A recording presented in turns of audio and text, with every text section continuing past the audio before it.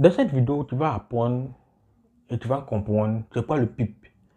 On a souvent, quand on est débutant, on a souvent entendu ça. Le PIP, le nom de PIP, ça fait combien de PIP? Mais c'est quoi au juste? C'est tout simplement, c'est l'unité de mesure. Voilà, si tu veux, c'est simplement l'unité de mesure. Je te prends un exemple terre à terre que on va suivre ensemble juste après ça et tu vas savoir.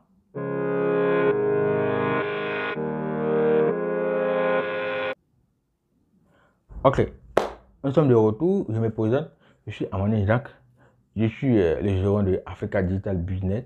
C'est une startup basée en ligne qui vous apprend à gagner de l'argent sur Internet à travers ce domaine, l'e-commerce, le trading, l'investissement en bourse et également la blockchain et ses dérivés. Quand je parle de la blockchain et ses dérivés, c'est la crypto-monnaie, les NFT et etc. Revenons dans le vif du sujet, qui consiste à comprendre c'est quoi les PIP. Les PIP, c'est simplement l'unité de mesure et qui signifie point en pourcentage, donc point en pourcentage simplement. Je prends l'exemple, quand par exemple on dit 2 PIP, 3 PIP, c'est l'unité de mesure en fait. Donc, c'est pour dire que le marché s'est déplacé de 2 points, de 3 points, de 4 points simplement. C'est pareil dans la vie active. Lorsque vous quittez d'un point A à un point B, alors on parlera de distance.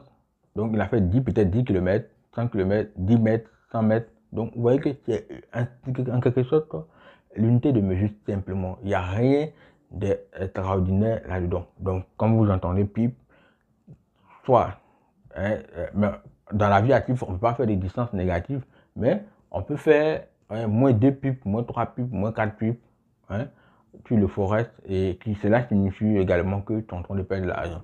Oui, c'est la même chose dans la vie active. Peut-être que tu as fait 10 km, tu as perdu de l'énergie, ou bien tu as gagné quelque chose. Mais ici, quand tu fais moins PIP, alors tu es en train de perdre de l'argent. Quand tu fais des PIP positives, alors tu es en train de gagner de l'argent. Donc c'est simplement une unité de mesure qui est PIP. Simple comme de l'eau à boire. Si tu fais 10 PIP en fonction de l'eau, tu multiplies, tu sauras combien tu es en train de gagner. Si tu fais moins 10 PIP en fonction de l'eau, tu sauras combien tu es en train de gagner. Alors tu vas dépendre du marché sur lequel tu interviens.